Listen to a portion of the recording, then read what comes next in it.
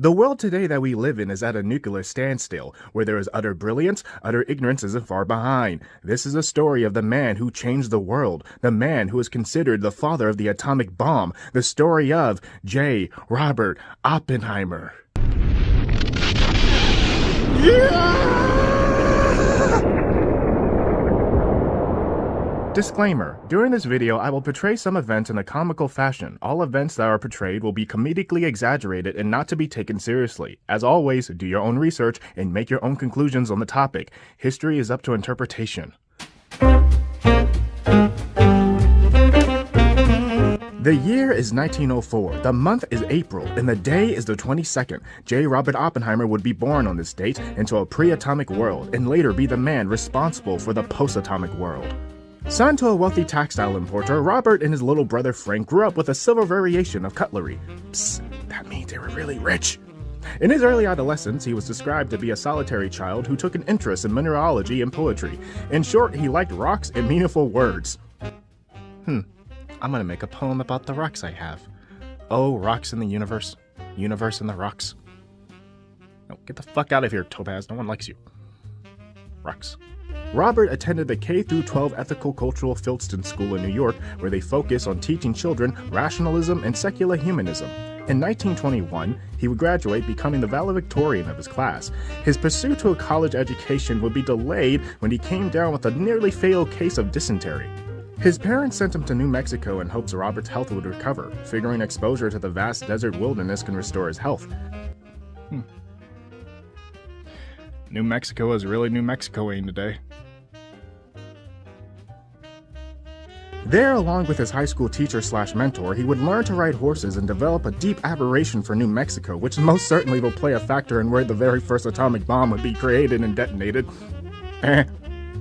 Oppenheimer was poetic with his words. His mind was very dramatic in how he viewed the world. He once spoke, "My life as a child did not prepare me for the fact that the world is full of cruel and bitter things."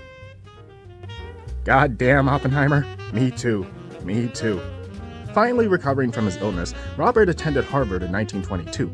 There, he would study both chemistry and physics, attaining his degree for the former after only 3 years. 3 years. I'm 25 and I'm still in community college. Oppenheimer would then go on to study more physics at the Cavendish Laboratory at Cambridge University in England in 1925, under Nobel Prize winner J.J. Thomson. During his 2-year stint at the laboratory, Robert would find it to be difficult engaging with lab work. It was said that one of his mentors, another Nobel Prize winner, Patrick Blackett, was very demanding, which bore tons of stress upon Oppenheimer. Oppenheimer? Yes? You suck. I'm trying my best, sir. You are falling behind. Oh, that's unfortunate. Quite indeed unfortunate. I'm trying my best, sir. Yes, trying your best to humiliate yourself. You will never learn anything here if you can't get the labs done right. Well, I learned you're a big dick. What did you just say? Oh, I said I learned you're a dig bick? You Americans are weird with your slang and euphemisms. Anyways, make sure your lab is done by Monday, or that will be your ass, Oppenheimer! Your ass! Frustrated, Oppenheimer attempted to poison Blackett by injecting lethal chemicals into his apple. Psst. That will show him to make fun of me. I've become Petty, the destroyer of British professors. However, Blackett avoided being exposed to the substances, and Oppenheimer's murderous attempt would be figured out by the university, which almost had him expelled. The validity of this story has been debated. Oppenheimer's grandson even argued that this story is nothing but pure myth, and none of his adversaries or friends have said that this actually happened. Regardless, Oppenheimer in his youth did seem to be troubled in some way.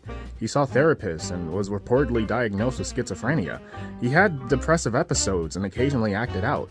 On one trip to France with his friend Francis Ferguson, say that 5 times fast, Francis noticed during their trip that Robert was depressed. He figured to cheer his chum up, he would break the news to Oppenheimer that he was planning on marrying his girlfriend.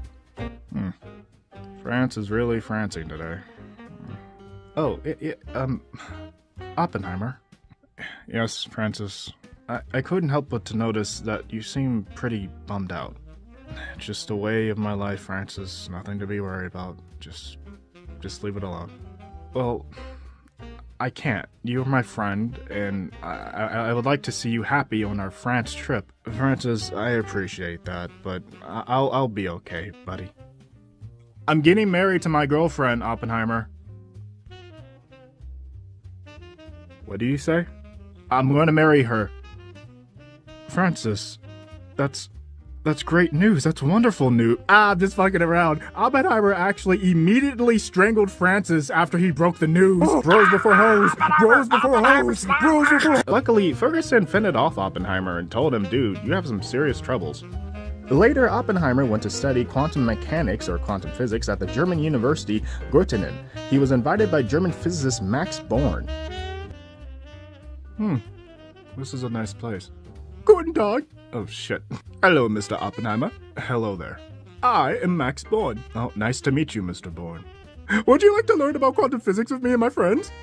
Sure, why not? Yay! Guys, we have another one! During his time at the university, Oppenheimer would attain his doctorate and produce a paper with Max Born titled On the Quantum Theory of Molecules, which was a breakthrough in understanding the behavior of molecules. In 1929, Oppenheimer would return home to the States, bringing what he had learned in Europe with him. Quantum physics was a controversially new science which mainly had its roots in Europe, specifically Germany. Robert would get a job at UC Berkeley where he would teach quantum physics, essentially bringing quantum physics to America, being responsible for making UC Berkeley the primary hotspot for quantum physics. In 1939, Oppenheimer, along with his colleague Hartland Snyder, would publish a paper theorizing about black holes. When Robert wasn't worrying about theoretical physics and black holes, he dabbled in Hindu mythology, which later in his life he would display the knowledge of when he gave his famous interview discussing his inner emotions after the successful detonation of the first atomic bomb. No, psych. We're not there yet. You're gonna have to wait until like the end of the video. Few people laughed. Hey, stop. Don't try to go to the end of the video. It's bad. We're silent. Shame on you. Please watch the rest of the video. Remember the line from the Hindu scripture, the Bhagavad Gita. Oppenheimer was a slave to his work. He was so enveloped by it that he couldn't be bothered by things like politics. He didn't even own a radio to keep up with the news. His head was in theoretical clouds of physics, so much so that he was unaware that the Great Depression happened. Robert would learn of this historical event when he noticed how his students were being affected by it. Alright, hello class. Hello, Mr. Oppenheimer. Huh, I must be a bit silent today. Let me I said hello, class. We're broke, Oppenheimer. I'm sorry, broke? What's wrong? Didn't you hear, Oppenheimer? The Great Depression happened, Oppenheimer. Okay, wait a second. You guys usually call me Oppie. Well, that's when we're happy. We're not happy because we're broke. We're poor. The Great Depression happened, Oppenheimer. Okay, how come I haven't heard about this Great Depression? Maybe because you're rich, you're wealthy. Your father was a textile importer and he became hella rich and he passed down his fortune to you. Oh my. I didn't realize how much privilege I had.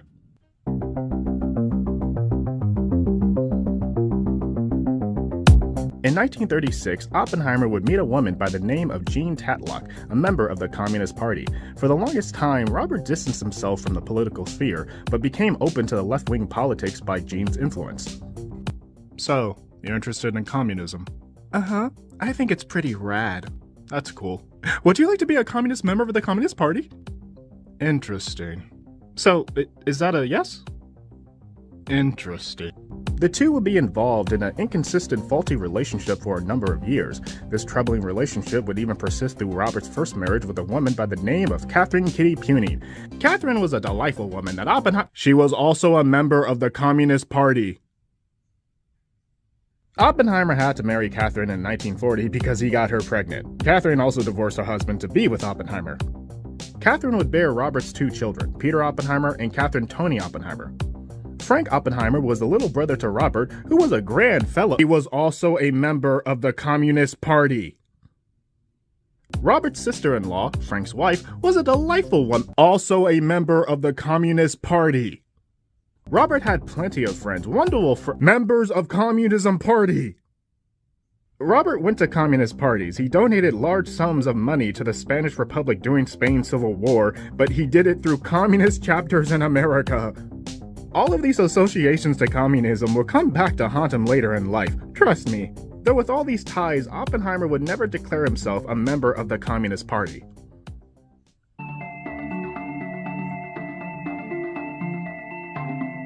In 1939, Albert Einstein wrote a letter to President Franklin D. Roosevelt urging him of Germany's potential development of an atomic bomb. Dear President Franklin Roosevelt, the Germans are going to make a bomb, they're going to destroy the entire world. The Germans are going to make a bomb, Einstein says. I guess we're just going to have to make ours first. Yeah, FDR is my favorite president. That's why I portrayed him all cool and stuff. Hey, no, put that down. No, stop looking, no. Soon enough, FDR's administration created the S1 Committee. The S1 Committee was an executive committee consisting of scientists who were responsible for organizing the Manhattan Project. Surprisingly enough, Oppenheimer wasn't the first pick to be lead director for the Manhattan Project's laboratory. In fact, he was a choice that people were hesitant on because of all of his communist associations. Regardless, Oppenheimer was chosen for the job and would pick the location for the laboratory, the place where the bomb would be developed. He chose Los Alamos, New Mexico. New Mexico being the place he rode horses while recovering from dysentery 21 years prior.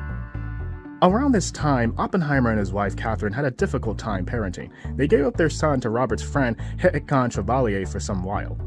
The Manhattan Project was under the strict surveillance and rule of the United States Army. General Leslie Groves worked with Oppenheimer in constructing the Los Alamos Project town, where scientists and staff working on the bomb would be staying for a time being with their families. The Manhattan Project came with its challenges. It wasn't just some happy project everyone streamlined through. Even Oppenheimer himself was contemplating on quitting at a certain point. The scientists were under heavy surveillance, including Robert. The Army wanted absolutely no secrets to slip out of Los Alamos and potentially end up in communist hands. The security method the Army used to maintain secrecy was called compartmentalization, where scientists and workers were told of their specific task but not told the full scope of the project, what their task and work was contributing to. Scientists were forbidden to converse with each other on their tasks and objectives, which really put a strain on their progress. I'm sorry, but I need to know, what are we working on again? Something. Yeah, we're aware that it's something, but like, what exactly is it? Because we need to kind of know to do more stuff. Something. My guy, this whole secrecy stuff is kind of preventing us from being scientists. Something. Is that like the only word you know? Something.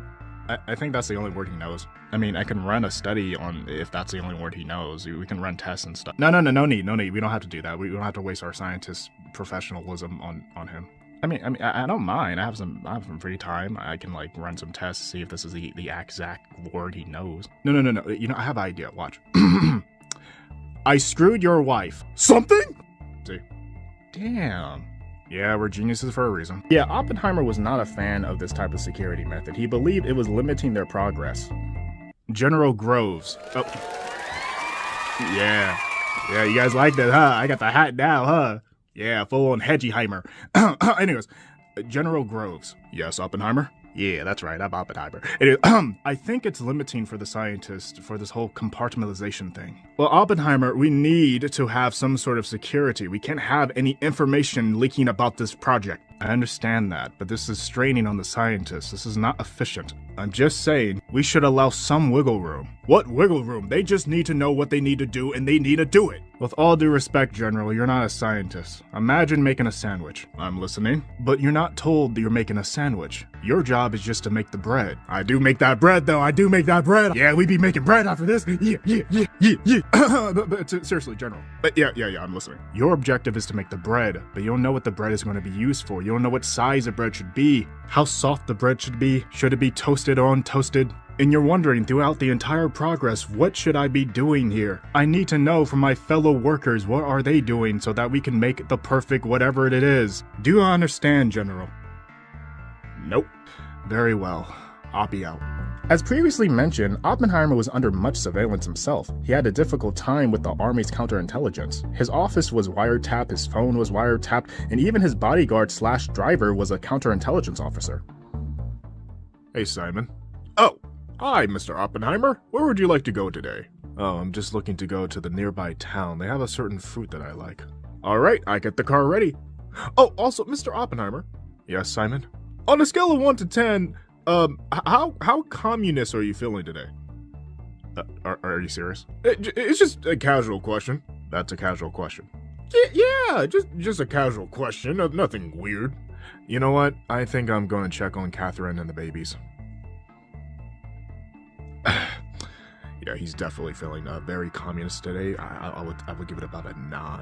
In 1943, two things would happen which served negatively against Oppenheimer. One, the Chevalier incident. Hakan Chevalier was a close friend to Oppenheimer. Remember, he was the one who took Oppie's kid, right? He told Robert that a man by the name of George Elterton, a chemist who worked for Shell, yes, the gas company, that if Oppie had any atomic information, he can pass it to Chevalier, who would pass it to Elterton, who can then safely pass it to the goddamn Russians. Oppenheimer didn't give any information to Chevalier and figured his friend wasn't trying to siphon any information out of him. He was just only telling him that this Shell guy is lending a hand out if Robert had any information he wanted to share. So he didn't see Chevalier's actions as treason. Oppenheimer would tell intelligence officer Colonel Boris Pash about George Elterton 8 months later, but wanting to spare his close friend from government harassment and potential trouble, he kept Chevalier out of the story. Instead of Chevalier telling Robert of George Elterton, Robert said it was like 3 men from Berkeley.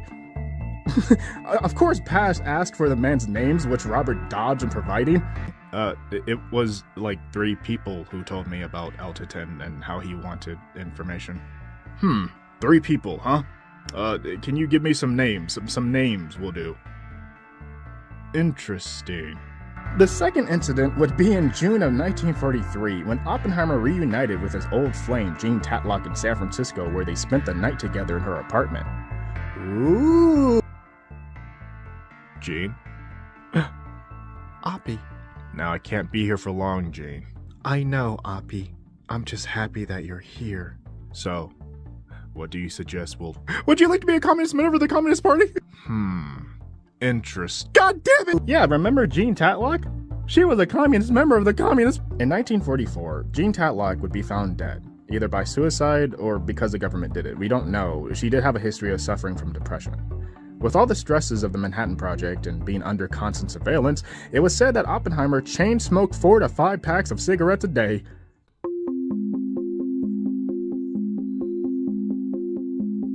After years of work, on July 16, 1945, the very first atomic bomb, nuclear weapon, was detonated. Trinity was the name Oppenheimer chose to call the historical test. The name was inspired from the poet John Donne's poem, Batter My Heart, Three-Person God. As for the bomb itself, Robert would bestow it the simple, amusing name, Gadget. The site for the bomb's detonation was an area 18 by 25 miles in central New Mexico. As the morning of the test approached, Oppenheimer would climb the tower the bomb was stationed upon to inspect it one last time. Hey, baby. This is the day. This is the day that the world changes. Oh, my hat! My hat! Hey! Oh, fell off the tower. God damn it. Damn it, Oppie. Don't mind that. Don't mind that. This is the day that the world changes. And you're going to be the one who changes it. Well, mostly me, because, I'm the one who kind of made you, but you're right. I need to get off the tower. I need to watch you explode. Anyways. He did not do this, by the way. He just looked at the thing, probably. I'm just being a dick. My hat fell. Mad about that. Anyways, I'm going to go to a bunker now and watch you explode. Okay, everyone. This is it. Goggles on. 10, 9, 8, 7, 6, 5, 4, 3, 2, 1, 0.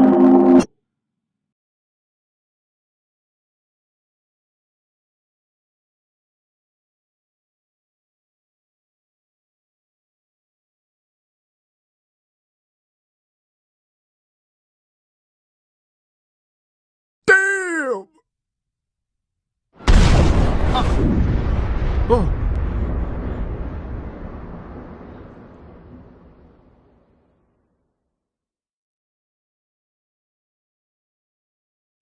It worked. And those are the 2 words Robert would tell his brother Frank after the successful detonation of the bomb.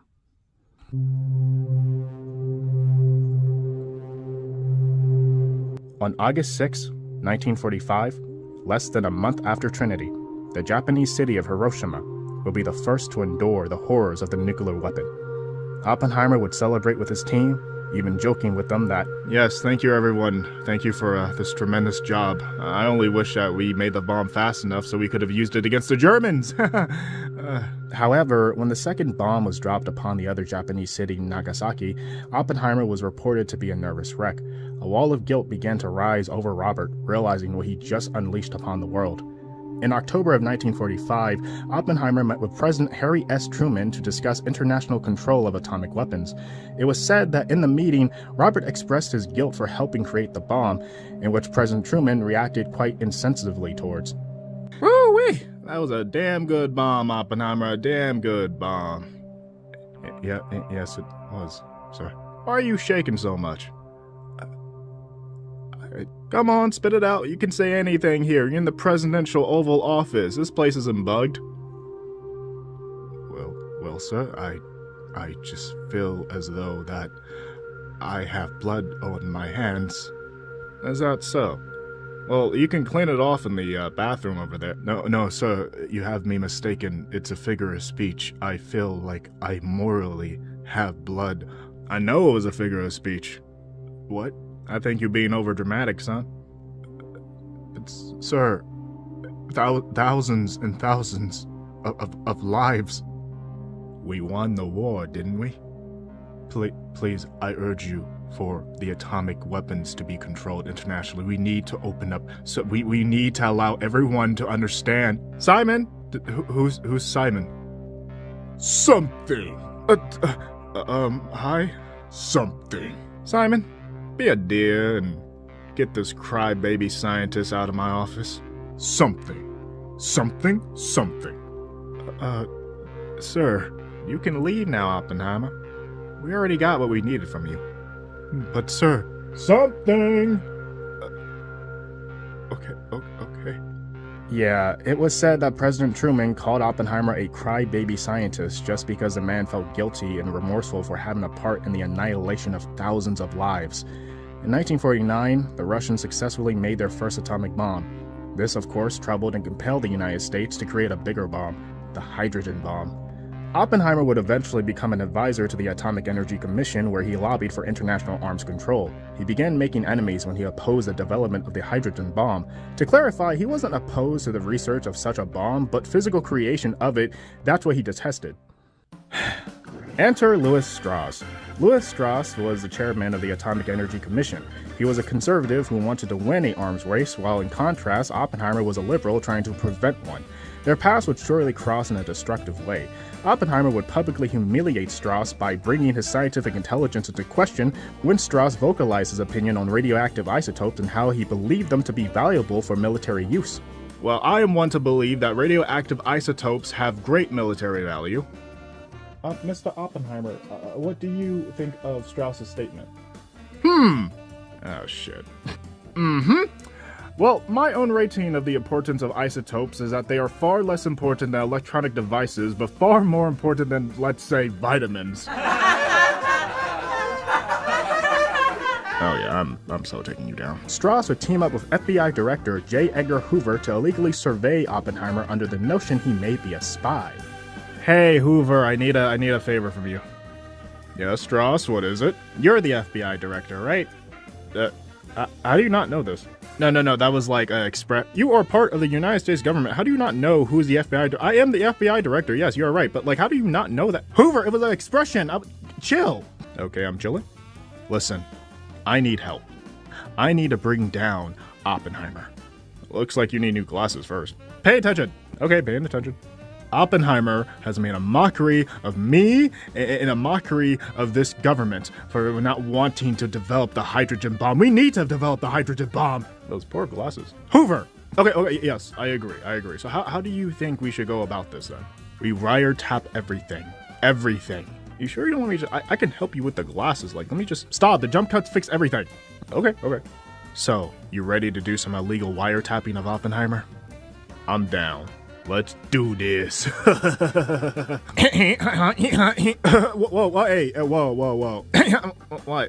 What? Is that how you really laugh? What do you mean? Laugh again. Ha. Nah, bro, no, don't change up now. No, I heard your real laugh. It was all like, okay, yeah, I have a goofy laugh. Leave me alone. Fix your damn glasses.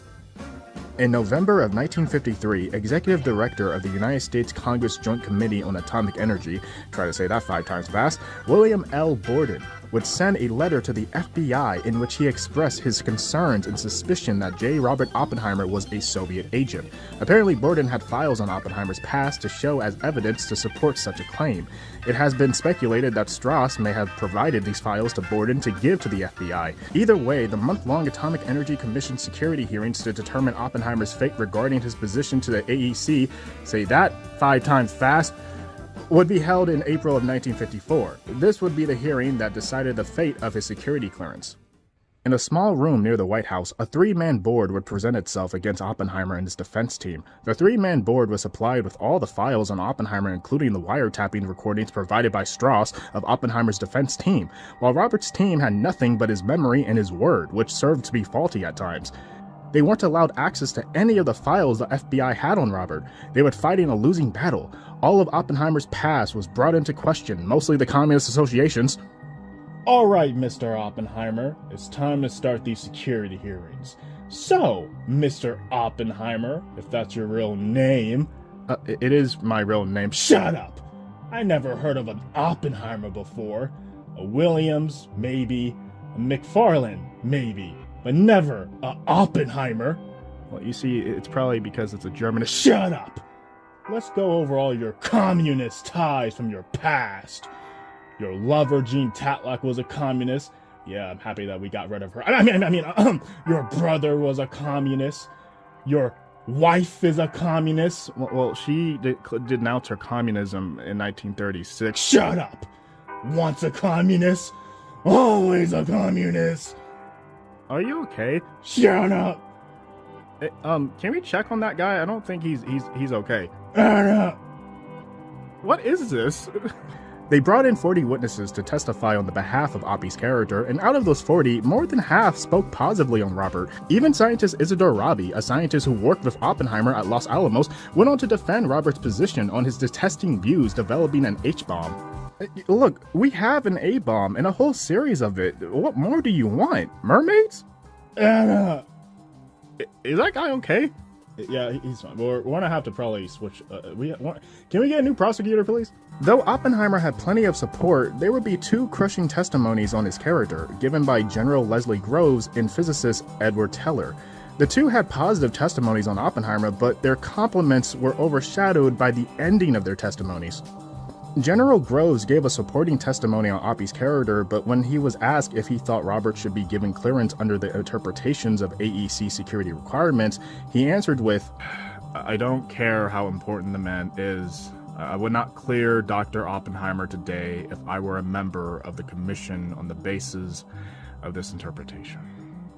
Edward Teller also gave a supporting testimony on Robert's character, having worked with him at Los Alamos, but then went on to say, "If it is a question of wisdom and judgment as demonstrated by action since 1945, then I would say one would be wiser not to grant clearance." And by actions, Teller meant Oppenheimer's opposition Oppenheimer's opposition to the hydrogen bomb. It's important to note that Edward Teller was the father of the hydrogen bomb, so yeah, Teller's testimony had repercussions, however. He was shunned by the scientific community for this. They saw it as an act of utter betrayal against Oppenheimer. Hello everyone, Edward's in the house, how's everyone? I love science parties. Yo! Who invited the traitor? The what? Shut up, traitor! How did I betray? What did I do? What do you? Hey y'all! Hey y'all! He wanna know what he did. Yes, I would like to know what I did. You betrayed Oppie, man. Oppie. Our homeboy. Atomic Daddy. Look, the testimony I had to speak honestly about... Shut up. You know, we all have the ability, us scientists up in this building, we all have the ability to make a mini atomic bomb and drop it on your house. You do know that, right? Okay, I think I'm not welcomed here. I'll leave. Yeah, good move. Go betray some other community or something. You're not welcome here. So, a day before his security clearance was to expire, Oppenheimer's clearance was revoked. So what was the point? Well, Strauss wanted to rip Oppenheimer's credibility up, keep him out of nuclear secrets, and ultimately discredit and disgrace him. derailing his government position. The man who stared upon the very first atomic bomb was now an old man looking at the closed room he was shut off from, full of people organizing the next steps of nuclear weaponry. Oh, but don't worry, Strauss got his comeuppance when he failed to be nominated for Secretary of Commerce. His political crusade against Oppenheimer was damaging to his image, and with scientists coming out against Strauss, this ultimately led to Strauss failing and being appointed Secretary of Commerce. Oppenheimer would never recover from this. However, America still viewed him positively. In 1960, Robert would help create the World Academy of Arts and Sciences. In 1963, he would be rewarded the Enrico Fermi Award, where he was given $50,000, which by today's money would be $521,000. So, yeah, I feel bad for Oppenheimer, but like at the same time, dude got paid. Got paid. Anyways, in a 1965 PBS broadcast discussing the aftermath of Trinity, Robert would go on to say his famous line. We knew the world would not be the same. Few people laughed, few people cried, most people were silent. I remember the line from the Hindu scripture, the Bhagavad Gita. Vishnu was trying to persuade the prince he should do his duty, and to impress him, takes on his multi-armed form and says, "Now I am become death, the destroyer of worlds." I suppose we all thought that, one way or another. In 1967, J. Robert Oppenheimer would pass away, succumbing to his 2-year-long battle with throat cancer. And that's the story of the man who changed the world. I want to say thank you guys for watching this video. This was a really hard video to do because I wanted to get all the facts right. And even then, maybe I got something wrong. That's why I always tell you guys, no matter how delightful you find my videos, how funny you find my videos, please always do your own research. So thank you for watching this video. And, watch some of my other videos, please. Please. Please. Please. Taco. Please. Please. Please. Taco. Please, please, please. Watermelon. You guys weren't ready for the watermelon, huh? Anyways, please watch the video.